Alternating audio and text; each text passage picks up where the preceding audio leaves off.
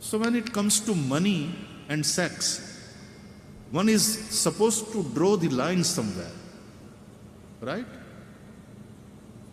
એમાં સંતોષ જ માનવાનો કરવાનો હોય વાલા, બાકી નહીં તો શાસ્ત્રો કહે છે એક જ માણસને દુનિયાની બધી સંપત્તિ મળી જાય અને એક જ માણસને દુનિયાની બધી સ્ત્રી મળી જાય તોય એને સંતોષ નહીં થાય.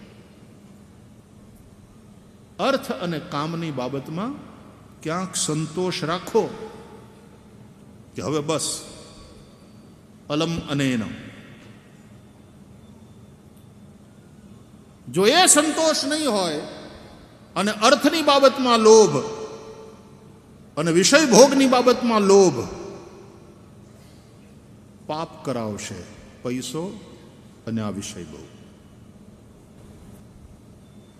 અને દુનિયામાં જેટલા પાપ થાય છે, જેટલા અપરાધ થાય છે, એ ક્રાઇમ્સને કેટેગરાઇઝ કરો તો બે જ કેટેગરી છે: crimes related to money, crimes related to sex.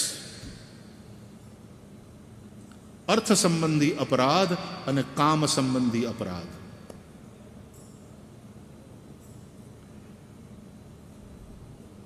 ધર્મ તમને આ સંયમ રાખવાનું કહે છે. કોક ઠેકાણે આમ લાઈન દોરો કે બસ આટલું, હવે સંતોષ. ભોગ ભોગવવાથી કોઈ દિવસ ભોગોથી મન તૃપ્ત થતું જ નથી. જેમ અગ્નિની અંદર આહુતિ દેતા રહેવાથી અગ્નિ ક્યારેય શાંત થતો નથી,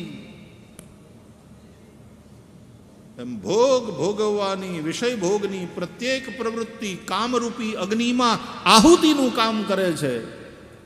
એનાથી એ અગ્નિ શાંત નહીં થાય, જીવતો રહેશે. જેટલી વધારે આહુતિ આપશો એટલો વધતો રહેશે.